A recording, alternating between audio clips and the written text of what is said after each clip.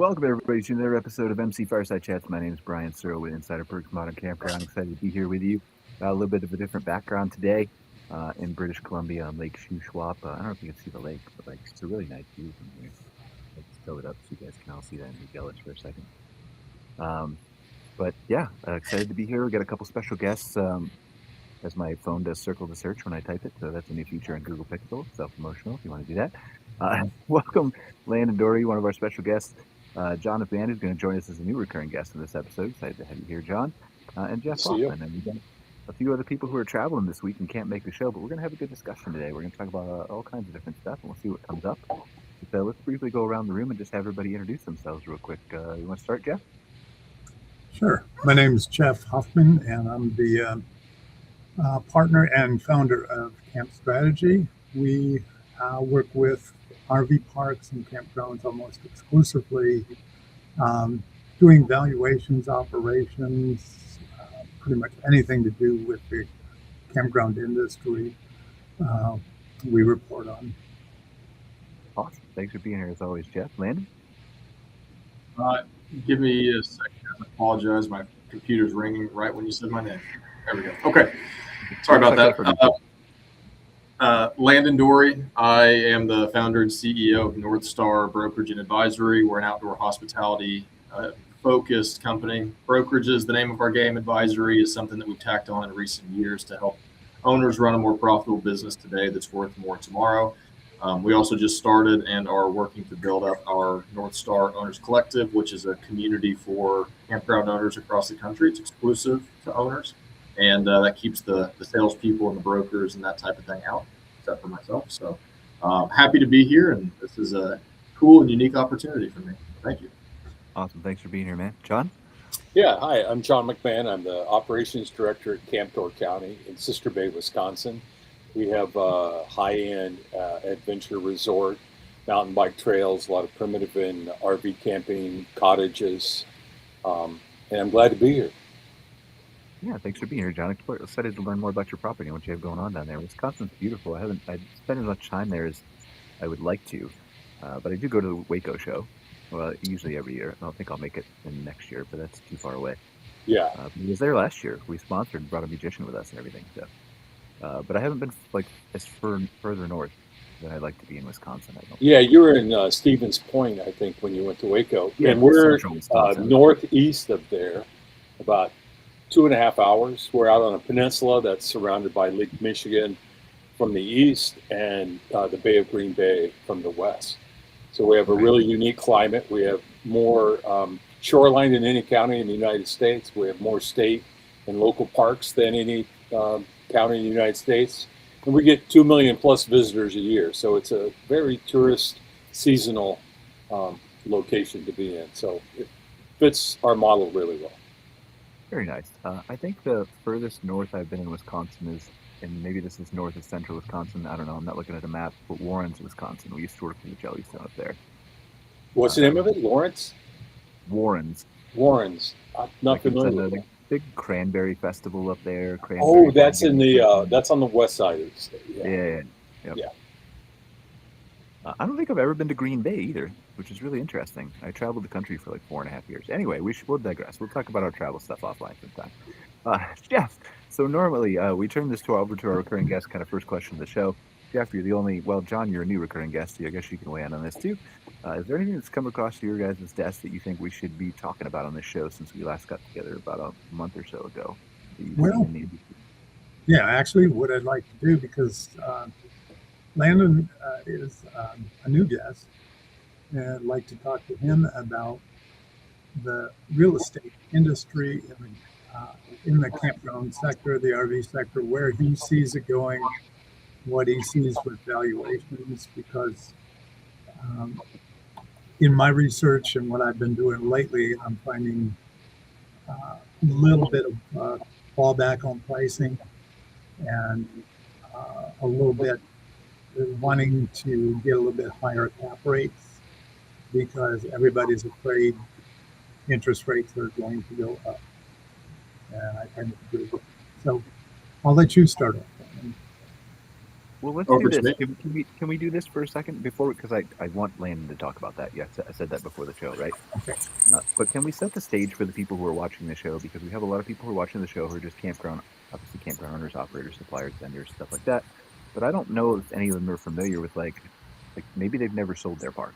Maybe they don't know how valuations work or how appraisals work or how they should be valuing their sites or their properties, or if that's relevant or has changed in 2026. So maybe like Jeff or Landon, both of you either are qualified, right, to answer this question. But maybe we just start there, not in a long exercise that takes 30 minutes, right? But like a brief overview of how you would begin to get started understanding the worth of your campground in 2026. And does the economy impact that or not?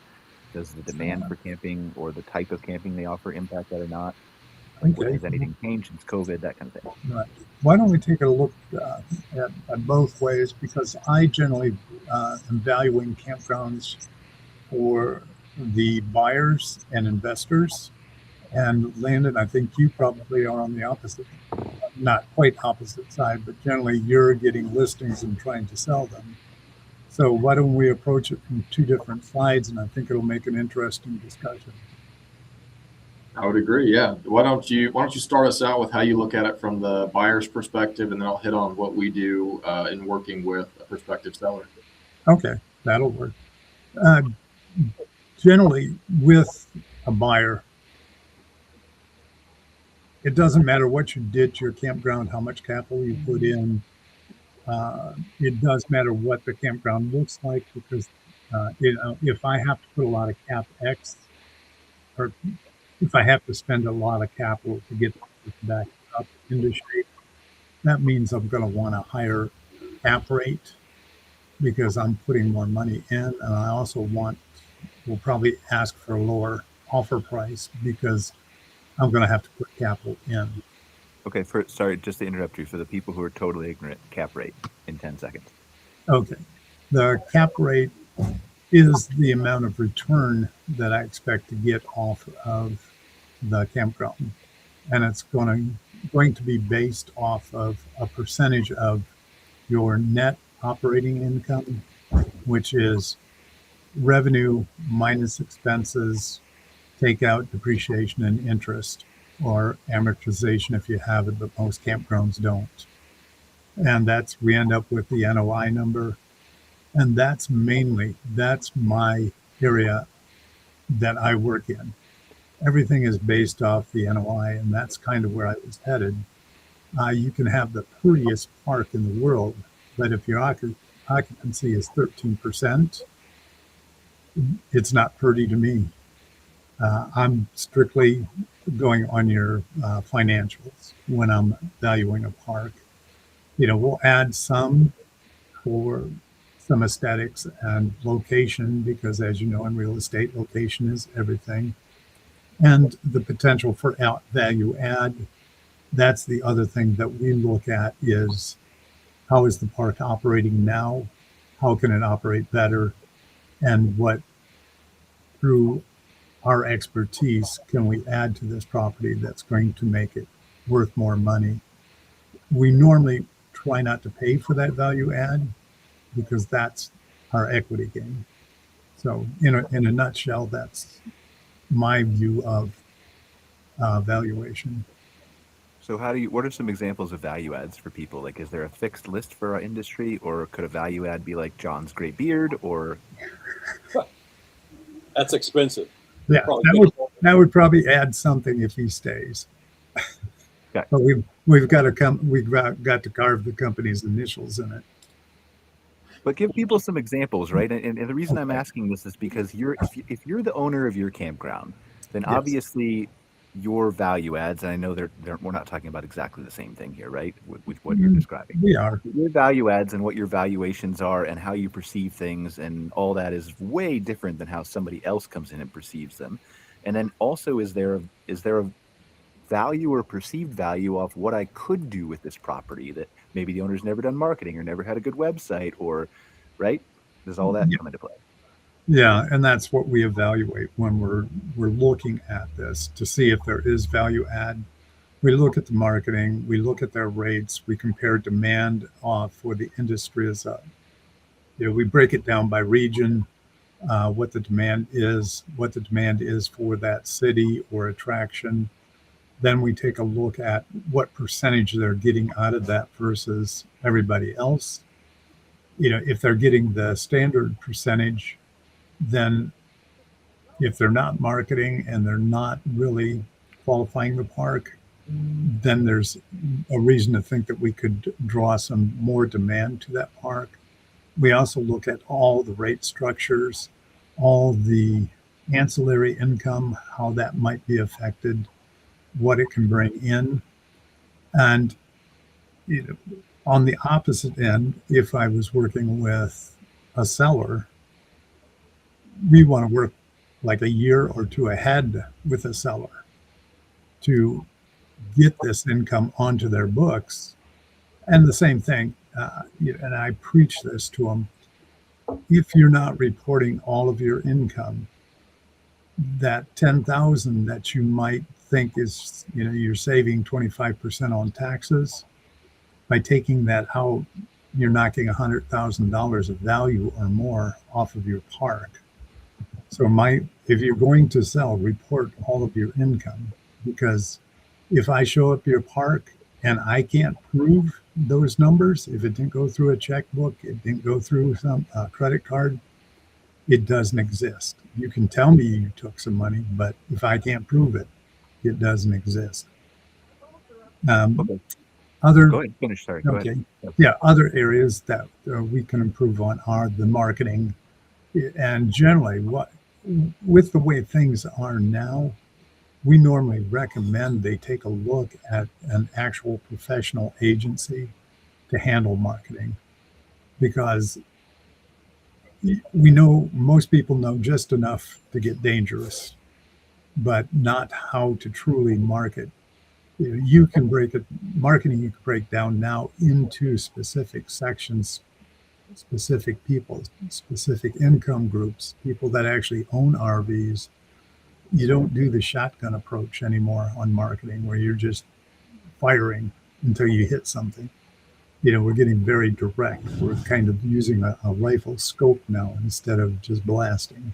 Which is good, because if you fire and just randomly until you hit things, you run out of ammo, like the U.S. military is apparently, right? No, sorry, that's a bad joke. Okay, we shouldn't talk about it. Okay, sorry. All right, so question for you, Jeff. So if I'm an owner and you said you wanted to work typically, or if I'm an owner thinking about selling my park, you said you typically want to work with them a year or two in advance. How does it impact how you want to work with them, or I guess, how does it impact them that there's an economy that is seemingly not headed in the right direction right now? Does that set them back 4 years potentially, or 6 years? Because it stacks, right? Like you want to start tackling a problem that you can tackle and have 2 years to tackle, is what you're saying. Right. What's changing in the economy? We are having a bit of a flat, maybe down year in the camping industry. But what I've studied over time, in a 10-year period, we have 2 great years, we have 2 horrible years, and then we have 6 flat years generally. So if you're improving and improving, you're going above the average. So I would tell them, we're going to look at the average of what you've done over X amount of years. We project into the future what demand might be, because we're not going to have 425 gas forever. At least we hope not. We're going to have inflation unless they do something. So what's going to hurt his sale is if we raise interest rates. That means I have to be further away from the interest rate on my cap rate. Because what a cap rate is a spread rate between what you're paying in interest and what you want to receive. So if I can put right now I can put my money in the Fed at I think it's now up 4.56. That's 4.68 this morning. Was it? Okay. And then the Treasury started buying back bonds again. Right. But I don't have, I can earn that 4.68 without doing anything. I get a check I don't worry because it's backed by the U.S. government and my taxes, hopefully. So I want to get a spread for that risk that I'm taking. And it depends on how comfortable you are with the risk. Some companies that can buy at a lower cap rate are well funded and have lots of revenue streams coming in, so they can go down lower on a cap rate because they know in 5 years they're going to grow that cap rate up to 15, 20 through just raising revenues. But your average mom and pop, if they're taking their money out of a 401k, where you know the average is going to be 8%, without you doing anything, you definitely want to get 9 to 10% because you're going to be working this property. It's not going to be a passive income unless it's huge. All right, I want to come back to the rates and the 5 and 10 year thing, but we could talk, and then I want to make sure Landon and John have time. So Landon, right. I can talk about this forever. So yeah, I want to talk about the 5 to 10 year thing later, specifically as it relates to the big groups, because I don't know if that holds up long term, and also the raising rates versus inflation prices. Is that really making more money? So we'll come back to that. Don't let me forget, Jeff. You're young and I'm old, and you'll remember. Landon, go. You always got to get that old thing in there, don't you? I said I was old, man. What are you talking about? Yeah. Look at my gray hair. You see that? I'm bald too. I have nothing. All right. Sorry, Landon. Go ahead. No, you're good. First and foremost, Jeff's spot on with everything that he's saying. These properties are not valued based on how much money you spent on them or how much you love it or what you think it should be worth. It's based off of what somebody can actually walk into a bank and get financing for. And whether it's an SBA loan or a conventional loan or some other type of debt, you're capped at a certain point because banks require a couple different things. There's LTV requirements, that's loan to value. There's a debt service coverage ratio that's a requirement. And if you're not within the realm of where a bank needs you to be, then even if you like the property as a buyer, you want to own it, you put a contract on it, and you start down that track, the bank's going to come in, look at it, and veto it if the cash flow coming in off the property is not enough to cover the debt service on the property. So that's a very critical thing, and that's things that a lot of people miss, especially when they've dumped a lot of money into the property to improve it, but those improvements were on maybe non-revenue producing things like infrastructure that just doesn't produce any cash flow for the business. I know you're just getting started, but tell me, I'm just curious for the people out there, is the line moving because of this economy? Are the banks moving the line at all? And how does that impact the market? The banks, from what I can tell, and I talk to a lot of banks are becoming more skittish of this asset class. This was a darling asset class in the 2010s leading up to 2020. A lot of private equity money moving into space, a lot of new owners wanting to be in the space, a lot of new developers trying to get into this space. And everybody had this theory and this business model and this pro forma of what they thought was going to happen with the space. And then COVID hits. And then everybody's theories got proven right. Every single park, the majority of parks had some of their best years between 2020 and the first half of 2022. More people were traveling. The cost of capital was extremely low. And that means that more people started building these things, more people started buying these things. And especially for the people that were buying them, if you bought with 4% interest and you bought maybe a 6% cap rate park, you're finding yourself in a tough spot right now because, especially right now in 2026. So 2021, a lot of people have paid a lot for these types of properties. Fast forward 5 years, a lot of people are facing their bank maturity dates, and now they're having to play the pretend and extend game with the bank, and they either need to refinance at rates that are probably, depending on your park, 6.5 on the very low end, up to 7.25 on the higher end. And if you are making less money than you were before, which is pretty common in the space right now, that's a very difficult payment to make, especially if the payment goes up. So if you can't refinance, what are your options to sell?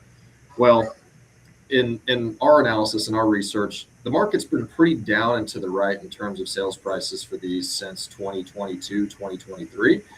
Matter of fact, last year we underwrote and analyzed 78 parks just in Texas, and 68% of those parks saw both a simultaneous decrease in revenue and increase in expenses. So that profit margin for a lot of owners is getting squeezed in a really tough manner. So now we're in 2026. A lot of people are facing those refinances. There's plenty of people in the marketplace, many of them are our clients, who they can't refinance because there's not enough equity in the property for the bank to loan on them again. And if they sell, they owe the bank money because they can't get the cash out of the sale. So banks that are very familiar with this space have a much better lens into what the risk level is right now. And we're starting to see a little bit of pullback and a little bit more scrutiny in the underwriting. And then the banks that are not very well known in the space, or they don't have a large allocation or exposure to the outdoor hospitality space, those guys are getting hammered just as hard, but they don't have as much data to compare it to see if this is an anomaly on a single park basis, or if this is a more widespread problem that a lot of people are facing. And the reality is, especially down here in Texas where we're located, it's affecting a lot of people. And the thing that augments this and makes this a lot harder is the sheer overdevelopment that we've seen in this space, both in terms of people who've expanded their campgrounds and then people that have built them from the ground up. And there's a really interesting study that was done in 2018. I believe it was Horizon that put out the report for Texas. It was tracking, I want to say, 2,100 RV parks in the state of Texas. Well, we've got an internal tool that we're using to track the market as well, and we're tracking at least 3,800 operational RV parks in Texas right now. It's a 70% increase in about a 6-year time span. So there's a lot of things that are making camp ownership today way more difficult. And it's the reason why we started our advisory practice. We didn't want to be advisors because, again, I'm not an operator. I just see a lot of businesses. But what Jeff said is exactly correct. If somebody comes to me today and says, Landan, sell my park, I say, sure, absolutely, I will. And then I pop the hood on their business, I start to look under it, and I see what's going on. And oftentimes there's a lot of things that can be fixed and changed with just a little bit more time and a little bit more intention. And if you don't have that time, you can't just solve those problems in a 6-month time span, because most of these things, these opportunities in your business for improvement, most of those things take time to implement. And then it takes time for that to be reflected on your trailing 12-month profit and loss. So it does take time to get to that point. Jeff hit the nail on the head there. And which is why, this is very much an operator's game. This is not an apartment complex. This is not a retail property. This is an operating business. And that's a double-edged sword, right? Because it means that you have the potential for very high highs and low lows. A good operator can come into a bad property and significantly outperform everybody else because he's got a better toolkit, he's got more experience, and he knows how to run better than a previous operator. And I encourage every owner out there, really, really take seriously your operations, really take seriously how you're running your business, and be a little bit comforted by the fact that even at the highest level, the institutional level for the owners that have these types of properties, even those guys have some pretty gaping holes in their business models. And just a little bit more attention and a little bit more knowledge can help fill that. And that's everything from the financial literacy side. That's everything from the operational side. Marketing and revenue generation is obviously key. Infrastructure, you can't ignore that. And all of that, at least in our practice, leads up to exit readiness. All of those things are decisions you make in your business today to run a more profitable business.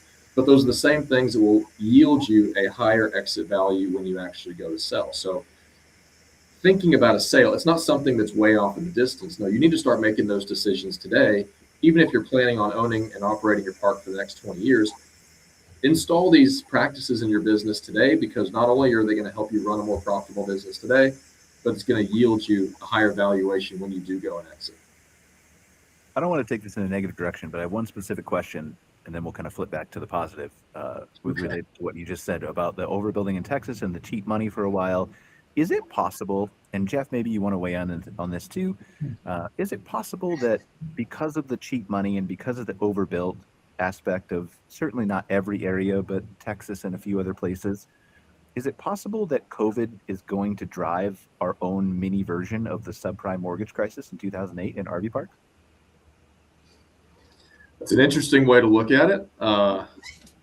I don't know if I would say yes or no on that because I don't have the crystal ball. But what I can confidently say is that valuations have been down year over year. And I think that this year and the next probably 18 months are going to be pretty defining for property valuations, because of that debt maturity is affecting a significant portion, small comparative to the total sample size, but a significant portion of parks have refinances that they're having to deal with right now. Yeah.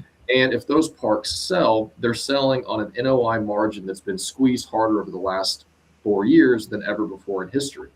Every time one of those properties sells, it puts a pin on the map right there for what value is, either on a cap rate basis or a price per pad basis. And then everybody after that who's going to value a park, be it a broker, a buyer, a lender, is going to look back at that comparable sale and say, well, that's a comp. I'm going to use that comp for your valuation. And comps are comps. I mean, these businesses are all so different that putting any of them in too tight of a box is kind of a fool's errand. And it's just wise. So you have to take every single valuation, put it in its own silo. What is this property? How is it producing revenue? What type of revenue is it? Is it recurring revenue? Is it one-time revenue? Is it cost of goods sold type revenue? What is it? And then you look at it on an individual basis then.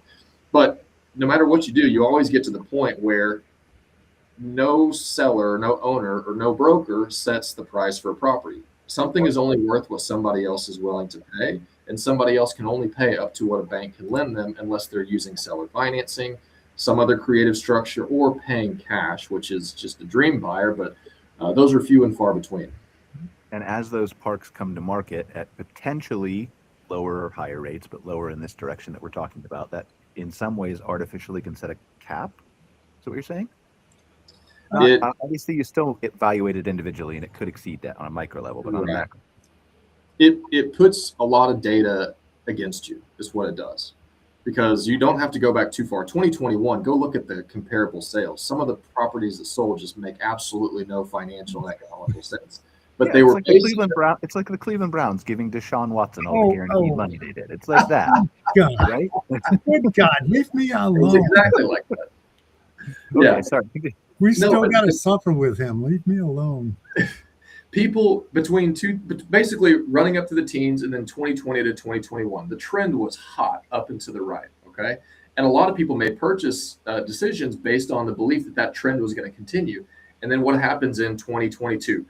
COVID's basically over. Down here in Texas, it was definitely over. So people stopped traveling as much because they got back to their day-to-day lives. And then what happened in Q2 of 2022, or basically end of first half of 2022, the rates jumped up for the first time. So now you have fewer people traveling. That's fewer revenue for parks, or less revenue for parks.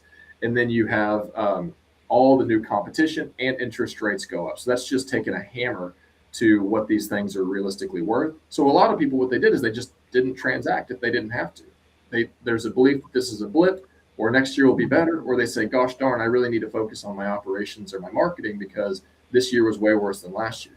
But that's been the song that's been sung since 2022. And I think that 2026 is a defining year. I think that if there's a floor, we're very close to it if we're not sitting on it right now.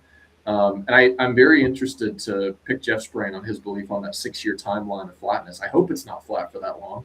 But so let's do that, and then I want to get to John. But so my last question for you though is, I don't know if that's a floor. Maybe this is more of a statement than a question, but we'll see where it goes. I don't know if it's a floor, because I see when I talked about subprime, I see a perfect storm here coming for campgrounds. Some, right? But let's say you're in a position where your 5-year is renewing and you're faced with higher interest rates, and you're also faced with lower demand in 2026, higher diesel prices. The trend seems to be heading that way for 2027 if I step back and look factually at the economy with my emotion out of it, right? So I think you're headed toward a perfect storm of I don't know that 2026 is the floor. I think it might get worse on a macro level, not on a micro level.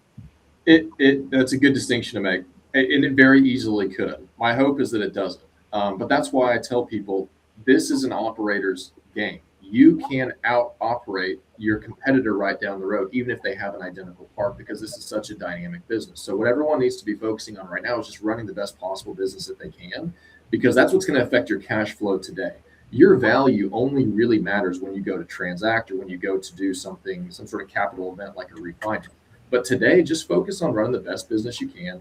Get really tight on who your customer profile is and how you acquire them. Get really tight on how you run your staff and run your teams and run run the operations of your business. Really think critically about your infrastructure. There's infrastructure decisions you have to make as an owner. Do you make the infrastructure decision that's going to generate revenue? Like in Texas, it's hot. Site covers are one of the highest ROI things that we see people do. Up in you guys' neck of the wood, it's less valuable because it's not as brutally hot down there. Or do you make the revenue decisions that's going to give you a lower operating cost for the next 5 to 10 years? Better roads, better infrastructure, higher quality materials when you do installs. Those are decisions that owners are having to make. And you really make that with whatever your end goal is in mind. If you're wanting to sell in 2 to 3 years, you need to be making improvements that are going to generate revenue now. If you're planning on a 20-year hold, you need to be thinking about durability long term. And it's a different business model, but it all falls under the same umbrella of just running the best possible business that you can run in your individual park or your portfolio.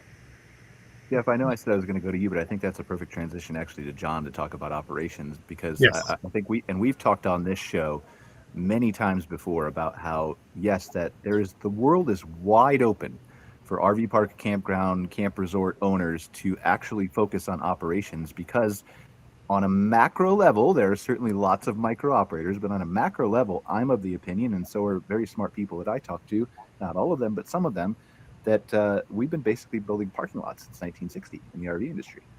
And I think there's a ton of room for doing unique things. So John, take that from there. Yeah, well, first of all, it's been a fascinating conversation because I've actually been in another market that had similar circumstances with like the RV market, except it went on a lot longer. So when I retired in 2012, my family and we built 2 breweries. And that's when the craft beer market was on this side of the curve. And when we started out in 2014, when we first opened our doors, it was all about expansion. It was about being distributed in every state and be distributed in Canada. That's what it was about. So it was about investing lots of capital into equipment.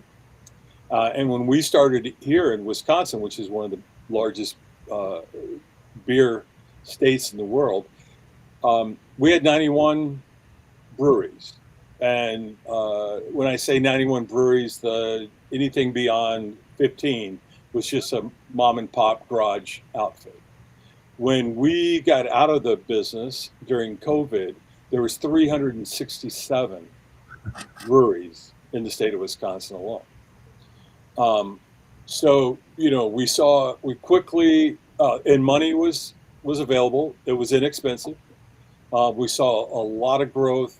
Too many people thinking that if you build it, they will come, and getting caught with an infrastructure that they could never get an ROI on. So there were all these breweries trying to sell to other breweries, to larger distribution companies. And at the end of the day, it was just too much everywhere and too much of the same thing everywhere. And it was always about being big. It was never about being profitable and run a tight operation. And I think that's kind of what the RV market, and I have to say the boating market is the same. During COVID, it just shot sky high, and now there's an abundance of used inventory, so new boats don't sell anymore. But anyway, so we were lucky when we got into the campground business. We had looked at it since 2012, and what we did when we planned is that we wanted to make sure that we had to have as little amount of institutional funding for it. So we tried to map the correct size for a lot of reasons. One, obviously, we needed the revenue in order to service our debt, and we needed the profitability to service our debt. We also, because we live in such a faraway place, you don't drive through Door County to get anywhere. We have an issue with staffing. We have to bring in a lot of J1s, or we bring in college students, or we get high school kids. But the downside to all of that is they go away. So you're constantly trying to retrain and rehire and hope they last through that season. Because if you lose in August, you're not going to find a replacement because everybody's employed. We have no unemployment in this area during the summertime. So the other things we did was we wanted to make sure that even though we were small, we had a portfolio that would attract the tent camper all the way up to the Class A's, and they want nice Scandinavian cottages. So we wanted to cover the gamut there, but we really focused on who we want our customer to be, and that would be 35 to 55-year-old. They own a Sprinter van, and they don't like to be in the same place at once all the time, right? They want to keep going. They're travelers. They're not on vacation, but they also have a good steady income. A lot of them work remotely, but they're software engineers, or they're doing things where these people have a lot of income. So we also looked at our market, and not all of our market, except us, I would have to say, is simply a parking lot. And I think people are tired of paying for just dirt on the ground, and not everybody, but the boomers are still fine with it, which is why the industry didn't change since 1960. Right. And so we also could create. You could build more parking lots in Door County and sell them, but we didn't want that business like everybody else. So we did target a higher end market that's willing to spend more money, but also expects nicer amenities. But they are willing to pay for an hour in the sauna, even though they're there for 10 minutes. They're willing to pay a higher site fee because we have a beautiful lodge and a bar and everything you can imagine, right? We had we charged $10,000 for a seasonal site that's only 168 days long, but we did that on purpose. I had a guy last year on a Sunday call me to tell me that he'd never come to our campground because our prices were too high for him. And I said, and what else did you want? He goes, no, I just want to tell you I'll never come there. And I hung up the phone and I thought for a second, did I do something wrong? Are we doing something wrong? And then I went back to, no, you aren't our customer. And we didn't build it for every person. And I think the thing that we're most proud of is that kind of pre-opening commitment to not think about being big, but think about being profitable, tighten the operation, make sure that everything's locked down tight, learn from history, and then decide what do we do next. Do we expand our current property, or do we add a new property to our portfolio that is maybe not even in our backyard, but we could mimic that? And then, a couple of weeks ago, I think CampSpot put out their mid-season state of the industry, and the only campgrounds that are making money are growing are small campgrounds under 100 sites that have 20% of their portfolio is lodging, or the super glamping sites. Those are the only two categories. So had we overbuilt from the beginning and thought about, we would be out of staff, we'd be out of customers, and so I think the smart thing to do for new operators or new builders and owners is to look at exactly what Landan and Jeff were saying. You got to focus on your operations. You got to keep it as tight as you can, and you have to make those decisions on where's the best investment. Are we building for the long term? Are we building for immediate ROI? And I think we do a good job because of our history, and not in camping, but in other industries like this. It's really helped us out. But like you said, I think it's important to emphasize again, like running good operations requires you to understand who you're targeting, and it's not everybody. Like we did marketing for 15, 16 years in this industry. I guess we still kind of do, but I'm trying to run away from it as fast as I can because AI is going to kill me, and I'm doing other stuff now. I have so many people still who call me on the phone and book appointments with me, and we talk about marketing, and lots of existing clients who work with hundreds of parks still for marketing, and the answer is always who do you want me to target? RVers. That's not an answer. What type of RVers? Where are they coming from? What do they want? Have you studied what they want on their site, or what amenities, or whether they have kids or don't have kids, or whether they want to be noisy or not, or whether they're traveling nurses or nothing. Right.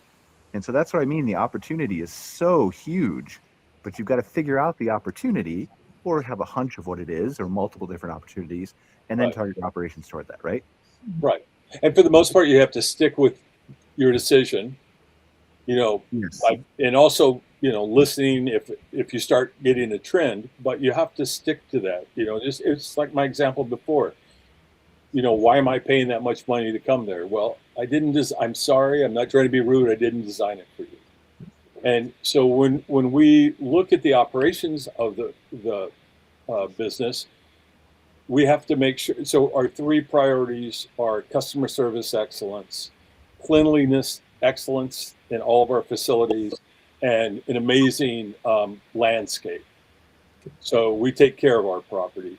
So when we hire, we have three directors, adults, full-time adults that live here running those departments, because we need consistency. So they can hire all they want, but as long as that management team manages to our specifications and requirements, we can get that done in the long term. If we didn't hire for those three goals, I think we'd be completely lost. And I think a lot of people just hire because they think they need someone to do the educational programs or do kids programs or other things. But every time we talk to a new employee or even our guests or someone who's looking to come, and we tell them about, what is our mission and our vision. And I tell them that, here's the three things. You want to come here for these three reasons. We're the cleanest park you've ever been to. We're the most beautiful park you've ever been to. And you will leave thinking we're the nicest people in the world. And when we interview, when we talk to our banker, when we talk to our guests, or, even when we have articles written about us, those are the three principles that we're building this around. And if we grow too big, we'll never be able to take care of the facilities the way we take care of it today. We'll never be able. Say it again. We could probably have a whole episode on hiring, is what I was going to say. I thought you were done. I'm sorry. So finish. No, I am done. We could have a whole episode on hiring, because I feel like that's the same analogy as the parking lot on a macro level again. But I think there's a whole lot of people just putting a body where they can put a body and not worrying about what their specialization is. Are they good with kids? Do they have good communication? Are they cheery? Are they sad? Are they mopey? Are they whatever, isolated, depending on what kind of activity or whatever they're doing, which I think ends up being solved by robots at some point, where the robots do the mundane tasks, and then you can hire, like you're saying, your three great roles that are consistent, that require higher thinking, because in hospitality, you're never going to lose the guest touch, but that doesn't mean the guest touch has to be with every person or thing in the case of robots. It has to be with the people that really make a difference. Yeah. I want to dovetail off of something that John was saying here, which for people watching this, like this cannot be overstated. But the value of defining who your customer is, like your ICP, figuring out who that is, and then catering everything that you do around that profile or a handful of different profiles. Because what happens is, especially right now, like if we were in a Sorry, 1 second. Can you explain what ICP is for everybody? Ideal customer profile, I'm assuming you mean, but just ideal customer profile. It's who you want to attract, right? It's everything that you just mentioned, from the traveling nurses to the this to the that, the other. And you can't create a park that caters to everybody, because what happens if you have everybody on your park at the same time? You've got the spring breakers, you've got the retirees, the long-term stays, the low-income housing. Those personalities will conflict, and you cannot possibly have the amenities and the staffing and the infrastructure to serve everybody nearly as well as you could pick one customer profile or maybe three customer profiles and be the best possible thing to that person. Because the mistake that people make is they say my occupancy is lowest it's been in years. What do? I'm a historically long-term park. And they say, well, maybe I'll just open up these 20 spots over here for transient campers, and we'll get some revenue that way.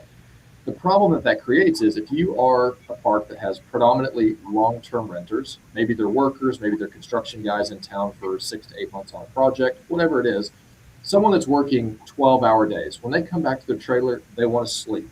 They want peace and quiet. And if you start opening up sections of your park, or even just individual spaces, to people that are in town, traveling through, or they're on vacation, they're staying up till 2 a.m, drinking beer, being loud, guess what?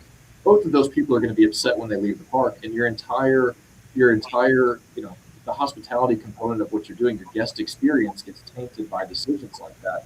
Another mistake I see people making is, when times get tough, they cut important things like marketing. They go down their line items on their P&Ls, and they see, well, marketing, what is this actually doing for me? Because they can't track their customer acquisition costs and their lifetime value. They say, well, we need to cut back on this. Well, that disproportionately and negatively impacts their top line revenue because now they don't have a customer acquisition channel. And that is so critical. So, John, what you're saying is phenomenal. And it's like, I'll speak from the brokerage side for a second. I'm not valuable to any of my clients if I'm selling RV parks and campgrounds, as well as office buildings and apartment complexes and all this stuff, because my attention gets spread too thin. Yeah. I don't have any value for any of those individual profiles. When we decided to just niche down on the outdoor hospitality industry, our value to every single one of our clients just increased significantly. And that's reflected in the relationships and the clientele and the value that we can actually bring people. And if anyone's listening to this, like, that cannot be understated. Don't fall for that trap of trying to service everybody and really questioning whether or not you made the right decision by what you said, like telling this guy you're not the right guy for us. It's a very important decision that an owner has to make. It can be a hard decision, but that really sets the tone for what your campground can be. Yeah, I agree. John, I like that you're brave enough to charge a seasonal rate that's in line with what your operating expenses are. Most people that have seasonals never run a formula to find out what they should actually be getting. They just kind of go with what everybody else is doing. Well, every park has a different cost structure. But it seems like you see I don't think you watch Outwired very often. I don't know if you do actually, or how many people do. But Outwired, for Scott Barr and I were talking 2 weeks ago about that very thing, about valuations. We saw a post in Mark Kep's Facebook group where some lady was like, I don't understand how my neighbor is charging $500 a month all in for electricity and everything else a month for seasonal sites, when some of my customers who I charge electricity for are averaging $300 to $450 a month for their electric bill in Texas. Yeah. And so that's what you're talking about, though, on an extreme level. Well, yeah, and those are the people that actually need our help because they have no idea of what they're doing in business. Sometimes their idea of customer service is not that good and can be improved. John, I think, you staff, it sounds like you're staffing somewhat heavily, so you give great service, but that's got to reflect in your prices. And I congratulate you for telling the guy, you know what, I'm too expensive for you. That's good, because I'm looking for a certain guest that appreciates what they get for their dollar. Right. And that everything's going to be clean, well kept, and not have problems. So I congratulate you. I love your ads. I see them all the time. Oh, thank you. Yep. Just thought I'd let you know that your marketing is out there. Thank you. How come you haven't gone, Jeff? I'm retired, so You're not retired. I stay home a lot now. Actually, I'm going to Wisconsin for an XCOM in September. John, maybe I'll try to come up and take a visit. Yeah, that'd be great. Yeah, right now. Yeah. Well, it'll be He's got one seasonal site left for $10,000. That's right. Yeah. Yeah, we have a special. Yeah. And I got a bridge they just built in Detroit that I can get you in on the ground level. Yeah, I saw the lines the other day. No, thank you. There's a really, really good research paper that was put out by Rafael Carreo over at Blue Water recently about what this new market looks like in terms of like identifying your customer profile. And what he basically, the claim that he makes, and he backs up with his data, is that in this market where there's an oversaturation of rentable spaces that people could choose to stay, he's seeing the renters move in two different directions, right? So you have the super premium renters, the guys who want to stay at a park like John's because it's got the cold plunge or the sauna or whatever else amenities you got. And they'll pay a premium for that because they're not cost sensitive in the same way that somebody is on fixed income. They're trending in the other directions. They're never even considering John's property, because if they save themselves $50 a month in lot rent, that's real money. That's gas money, that's grocery money. And if you are a under amenitized park and you don't have much more to offer, then the only thing that you have on a competitive basis is either your location or your cost. And you can't control your location And you really don't want to be in control of your cost unless it's moving up and not down. So it's a really good paper. If anybody's watching this, go check it out. It clarifies that and crystallizes it. And it really I haven't seen the paper, but Ruff is a guest on our podcast once a month, so I know he's super smart, and so I'll trust your judgment with that it's a really good paper. I assume he would put out nothing less. But we've been talking about that on the show too for a while, like not necessarily his paper, but just the K-shaped economy in general, and how people are being pulled up and pulled down. And I think there's like, man, I'm scared. I was about to say as fuck, but I don't know if I can curse on my own show if the SEC is here. But I guess I can. So, but like the middle ground, like if I'm a middle of the road, let's just call it a KOA holiday, right? But like a middle of the road, middle class park, right? I'm really worried about where the next few years go. And then the other side of that too is I follow the economy probably more than I should because I have no life. But there's a lot of data in the last month's report that the K-shape, the top of it is starting to collapse because of the prices going up so much. Not completely, but like the spending is starting to go down.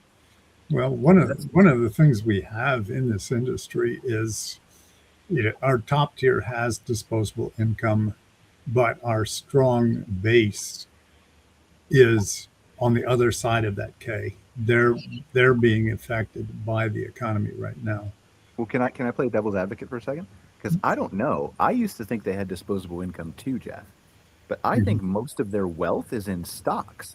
And I don't know that that's easily accessible disposable income. I think they're seeing their $150,000, $200,000 a year salaries on the upper side eaten into just as much as somebody else when your electricity is up a percentage and your hot tub maintenance is up a percentage and your insurance is up a percentage and gas and everything else, right? So continue, take that. I don't want to stop you from talking. Well, I do understand that. The scariest thing that I look at is with the stock market, I don't, and this is just my basis, I don't see the value.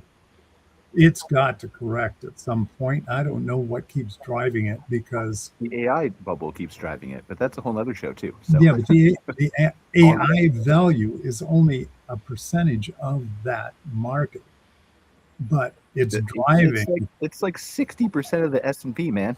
It's like a big chunk of that market. But it's driving people that don't have the revenue to drive up their stocks. I know, but they're not accountants like you, man. Yeah, well, eventually somebody's going to look at it just like they did in the 2000s and go, only it's going to collapse 100 times worse than the 2000s. God, I hope not. Ugly, man. But that's another show, man. That's another show. Go back to RVs. You were making a good point. Well, it just that does affect it because I do think our people that have wealth are starting to wonder.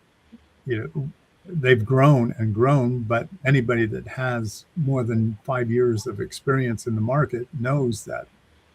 So, Jeff, in your opinion, does that impact, if you make $200,000 a year, does that impact your decision to stay at a high-end park versus a maybe middle-of-the-road or lower-end park, or does it impact your decision to just travel that season at all? I think it's impacting the decision to travel at all because the people that are making that money, when they travel, they're going to go to John's Park. They want the luxury. Yep. Right.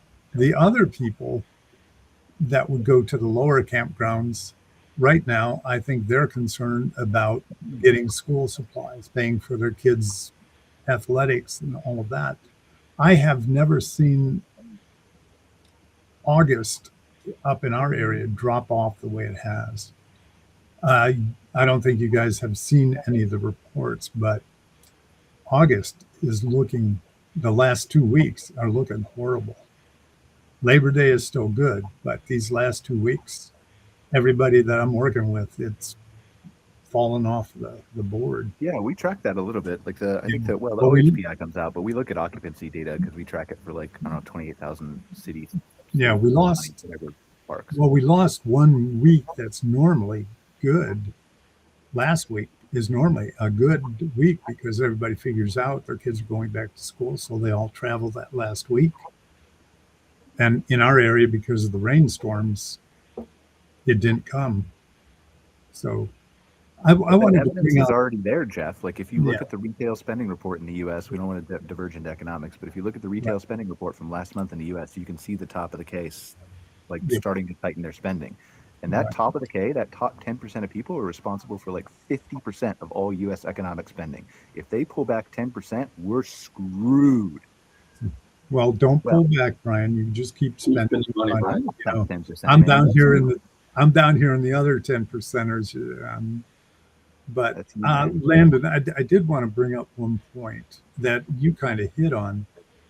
There was a lot of these purchases that were done with very little money down, a lot of owner financing, blah, blah, blah. And they were getting owners to finance at rates of 4%, 3%. Blah. Well, now those balloons are coming up. And that owner wants his money because he can get more than that rate at a bank. But the value of that campground has come down, and they didn't have equity to begin with, or very little. That's really what's causing a lot of this.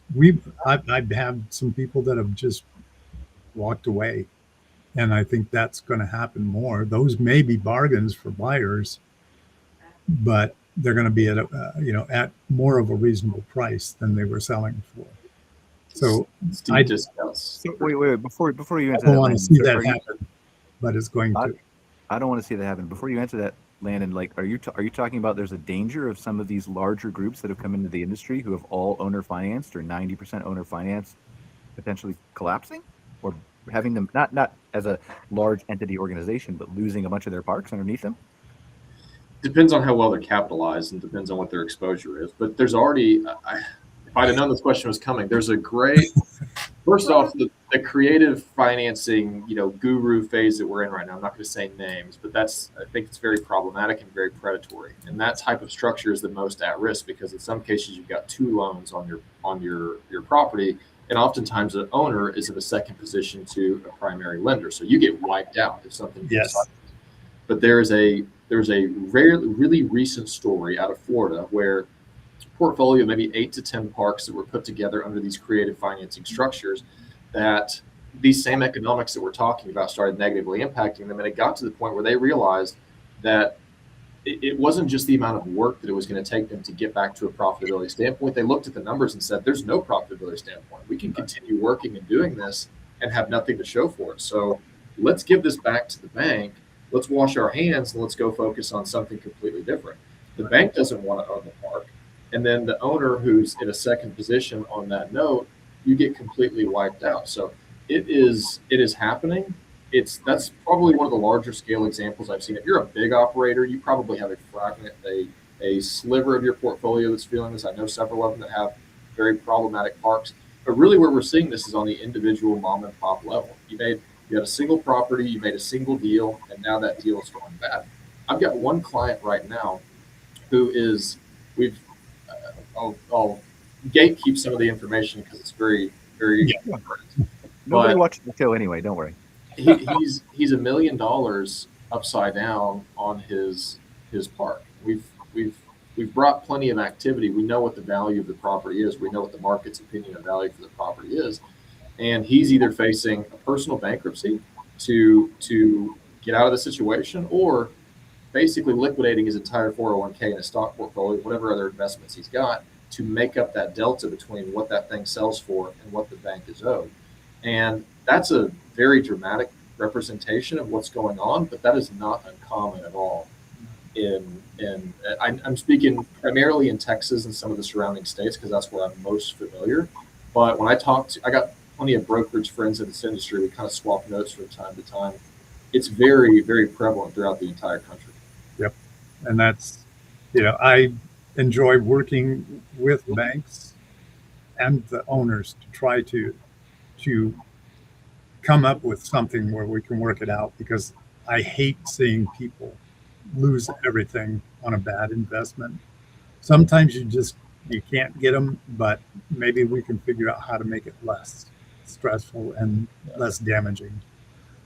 And these types of things aren't all preventable, but some of these things are preventable. It just takes a little bit more knowledge in a specific area that might not be your expertise on the marketing side or the operational side. You can make some significant improvements. Yep. And that's a lot of times when people bring me in, it's when right before the bank's going to get rid of him. And it's like, I need time to perform miracles. I can't just do this. I mean, this How is many what of those worries me. deals were financed during COVID? Quite a few of them. That's A lot. and It's the same thing I was talking about in the brewing, in the craft beer world, that cheap money. you can blame us for all growing too fast, but the money was, they were begging you to take the money. They knew it was a bubble. They knew it. And they knew at COVID that boats and RVs and camping is going to, when things change, they're going to go down. The odds are they're going to drop, and they did. So it is kind of, it should make operators pay attention more, and owners pay attention to how they operate their company. Yep. Well, the other thing that we don't, and it's starting to happen, and for a long time it happened in the hotel industry because they knew that we were overbuilt. That's why hotels are now going more to a stronger investor base to build and not financing, because the banks withdrew from hospitality as far as hotels for a long time. We're going to end up maybe having 7-8 strong banks that will finance RV parks. And those are the ones they're going to just butcher your statements, drill it down. There might be some fun money out there that is willing to invest, but I need to go back and look at that, Jeff. I had a conversation with Claude like 2 years ago that you just remembered. Probably, maybe it was Claude ChatGPT. I don't know. I've been using Claude since it first came out, way before everybody thought it was cool. But I had a conversation with AI like 2 years ago where I actually ran those numbers for like Independence Bank that helps KOA then. And I said, like, what is I think it was when the banks were collapsing, like 2 or 3 years ago, right? Like, what would actually be a trigger that would cause Independence Bank to collapse if RV parks went down this percentage, whatever else? I got to go back and look at that conversation and see how well it's held up. Well, out of all of the banks, they're one of the safest and strongest. Oh my God, they are so conservative that there are so many that are going to fail before he does. Yeah, for sure. I was just using him as an example because that's the name I knew it popped in my head. By the way, if anybody has a hard stop, feel free to jump off. Like, I just don't want to cut everybody off. So if you guys have meetings scheduled, please. I've got a partner meeting, but that can. No, you don't have anything. You just said you were retired, Jeff. You Yeah. can't just make up something now. You don't want to talk to me anymore. No, I said I have a partner meeting, but they can wait. I enjoy talking to you, Brian and Landan and John. I definitely want to come up and see your park. It sounds amazing. Oh, thank you. I just like, you know me, I love talking about the industry. Yeah. All right. Well, let's be cognizant of everybody's time, though, and let's wrap up. So, Landan, final thoughts, and then where can they learn more about North Star?